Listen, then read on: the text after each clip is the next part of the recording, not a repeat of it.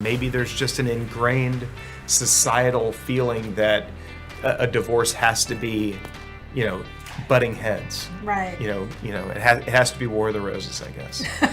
That is certainly the image that comes up, and yet you and I both know that it doesn't have to be that way.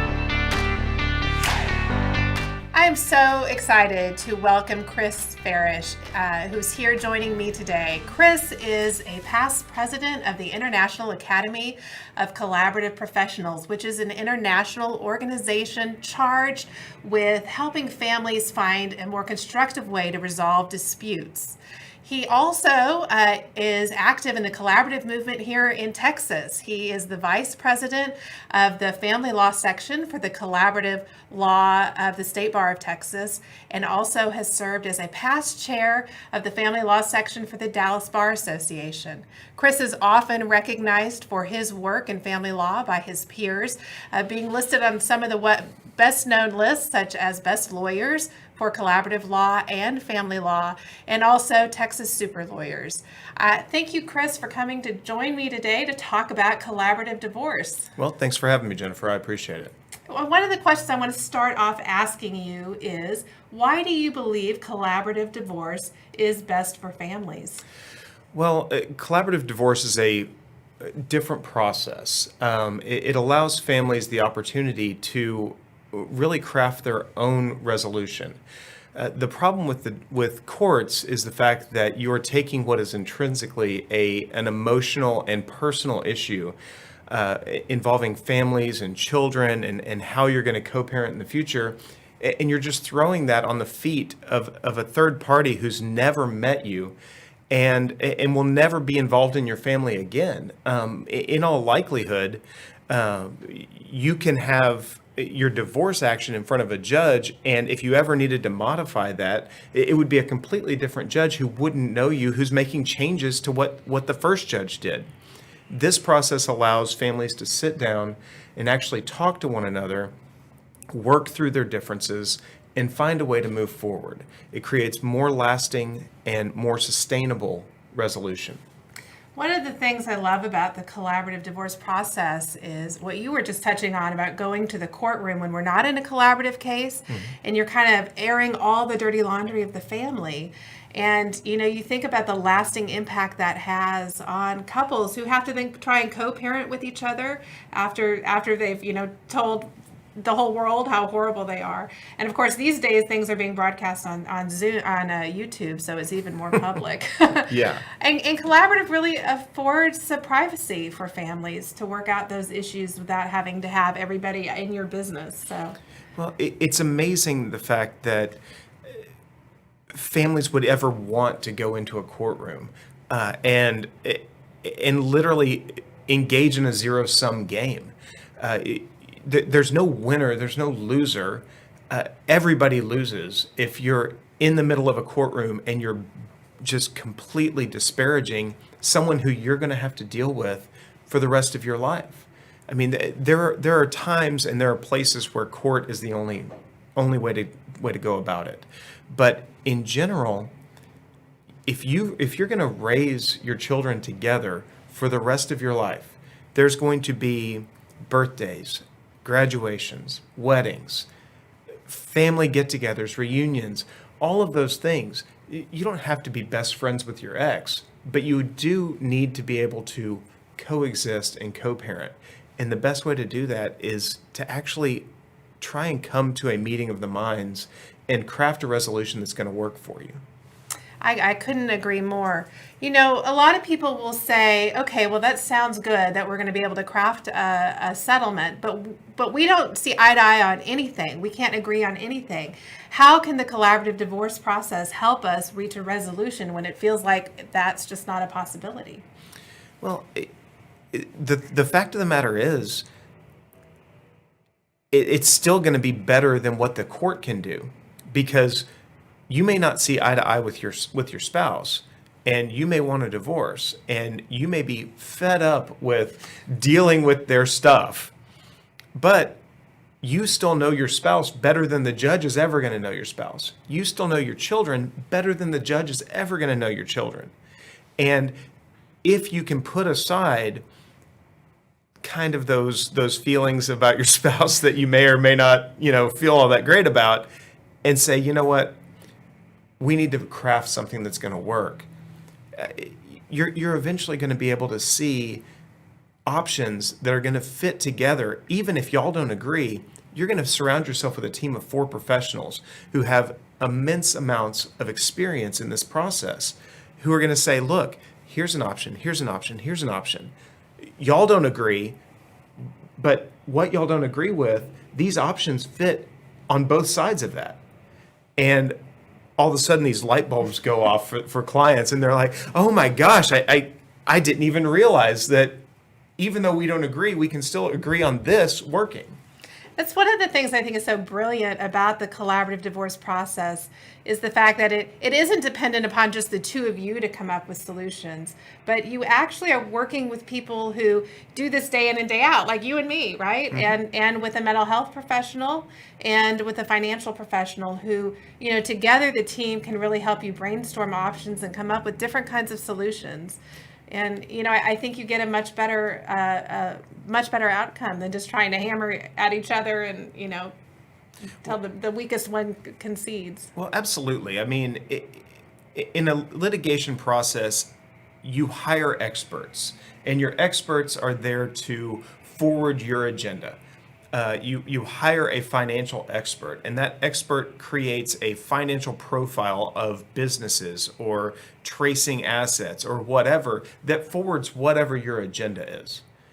In the collaborative process, you hire a neutral financial professional who gathers all the information and then educates everyone, the lawyers, both clients, even your mental health professional. Your mental health professional is there to help you craft that parenting plan, that co-parenting plan that's going to be sustainable in the future. And it gives you years and years of experience.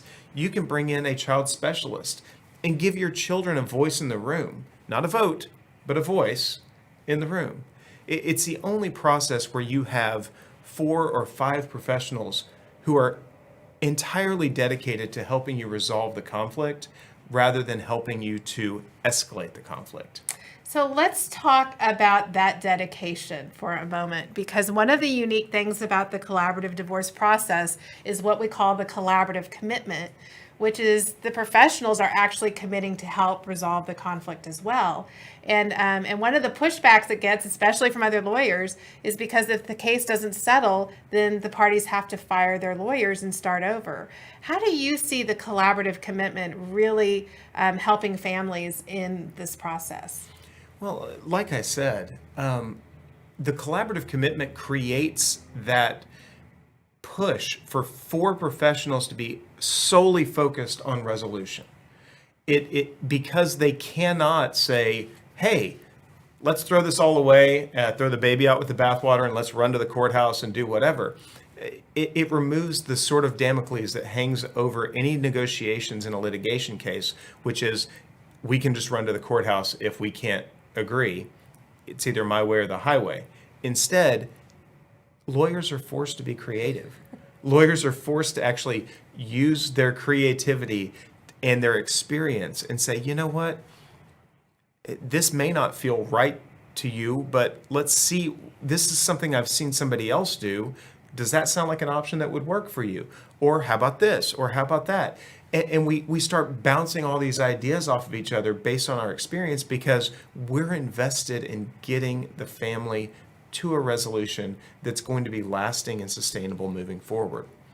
The collaborative commitment is what creates that. It's not a commitment by the lawyers per se. It is a contract between the parties. It is a contract between the clients to come together and say, you know what, we don't want to go to court. We don't want to pull our family into the courtroom and throw everything at the feet of a judge. We want to do this a different way.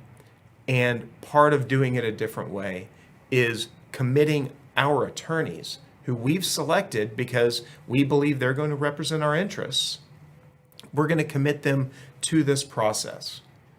And we're going to prevent them from trying to run to the courthouse. And that's the contractual agreement. That's the collaborative commitment that these clients are entering into. And to me, it is one of the most unique things that I've ever seen in the law. I couldn't agree more. I think there's a real paradigm shift that happens because in a traditional divorce setting, usually people think of their lawyers as battling it out and fighting against each other and just escalating the conflict. Mm-hmm. But in the collaborative setting, really, we're laying down our own weapons and we're working with each other to come up with those creative solutions. And I think it carries with it just a whole different tenor. And so it is actually good for lawyers to get along, especially in the collaborative process, right? Right. And I think that's one of the joys of getting to practice with wonderful professionals like you who really care about the work that you're doing with families. All right, talk to us a little bit about the International Academy of Collaborative Professionals. What is that? So the IACP is an international organization. It's a 501c3 nonprofit corporation in the U.S. We are based in California, but we are charged with creating a collaborative community that will help families to be able to resolve their disputes in a consensual way.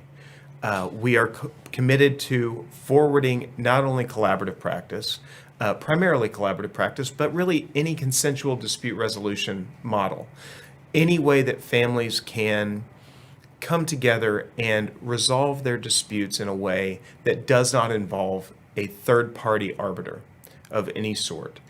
And we engage in training for professionals. We engage in public education.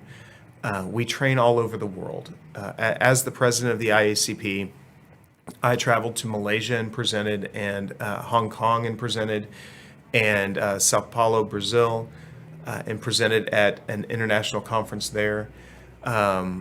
It's truly an amazing organization, just reaching out around the world. We just finished our forum last night. We have an annual forum, and this year it was a virtual forum, which is always interesting. We took what is normally a 4-day, 5-day event and turned it into a 10-day event. Wow. And we wrapped it up last night, and it was really amazing to sit in these 3-hour Zoom presentations, going into breakout rooms and having conversations with people all over the world.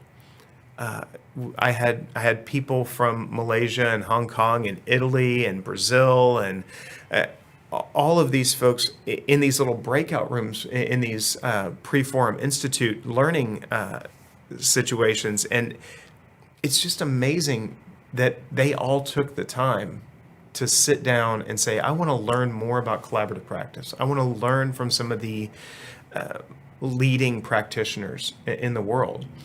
And the fact that the organization was able to put that together and bring it to people, and we had 600 registrants. That's amazing. It was amazing. You know what I find really exciting about that is across the world, you have the differences in cultures and the differences in languages, and yet you all are sharing a commitment. We all are sharing a commitment to families and helping better and improve our lives as families. And resolving conflict is such an important piece of that. So it's such important work that's being done, and I love to hear that, that the collaborative movement is spreading just beyond even the United States. So that's great.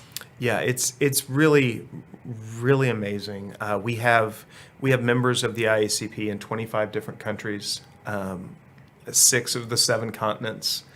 It really is an international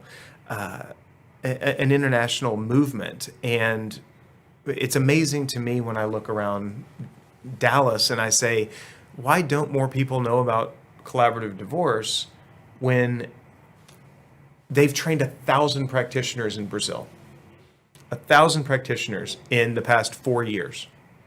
That's amazing. Yes. Why do you think that is? I just don't know.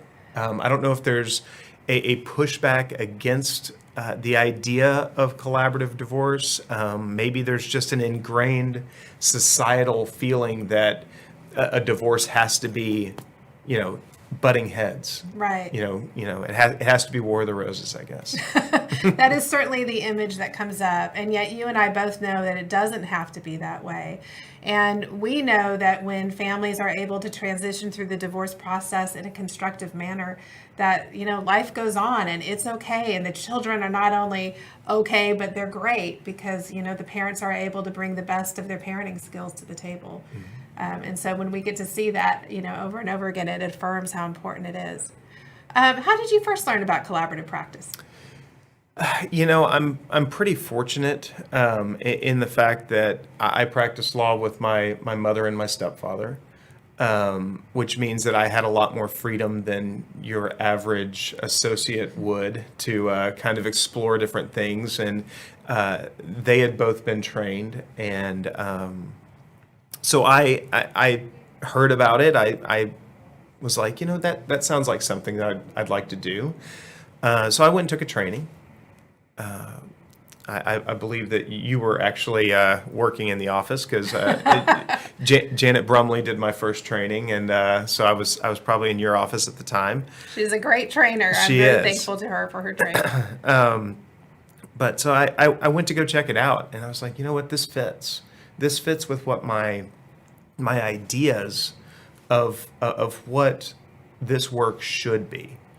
Not necessarily what it is most of the time, and not necessarily when you say I'm a divorce lawyer, what people outside may think, but it fits with really what we should be doing as family law professionals. I always just feel and think and believe that our families are precious, and we need to tread carefully in terms of how we as professionals deal with the conflict that impacts families, because we know what a destructive impact it can have. I want to thank you for your commitment, Chris, for everything you're doing to help spread the collaborative word, and also for coming here today to talk about it. Well, it's my pleasure, Jennifer, and I really appreciate you having me here. It's been a great conversation. Awesome. Well, let's make sure it continues. Absolutely. Thank you all for joining us today. That's all.